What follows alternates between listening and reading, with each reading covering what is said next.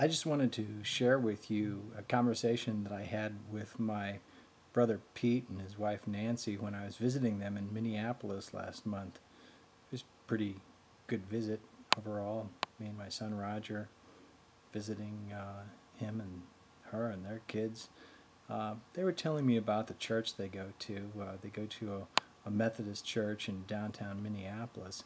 And apparently what they've done there is they've decided to turn a big portion of that church into a food kitchen. And the food kitchen is manned by volunteers from the members of that church all the time. And so Pete and Nancy and their kids go down and volunteer and help in that food kitchen all the time. So they get people of all different sizes and shapes and colors and stripes and people from all sorts of various backgrounds. It's not just the standard drunken, drug-induced, hazy, homeless person that the common impression might be. It might be a guy who looks like me or you, but someone who is just down on their luck. And one of the things that they've gotten a chance to do while they're helping these people is they ask them, how did you end up here? And they get a lot of stories. And in the process, they've gotten to know a lot of different people who happen to be homeless right now.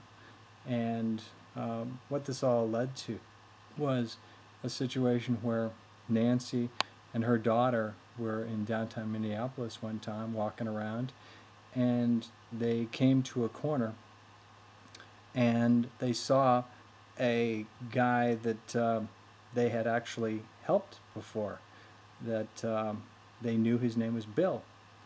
And it might not have been Bill, might have been Mike or Frank or Andy or whatever, but let's just say his name is Bill. And the little girl looks up at Nancy and she says, "Mom, look, there's Bill." And sure enough, there was Bill. So they went up and they struck up a conversation with him and checked out to see how he was doing and all.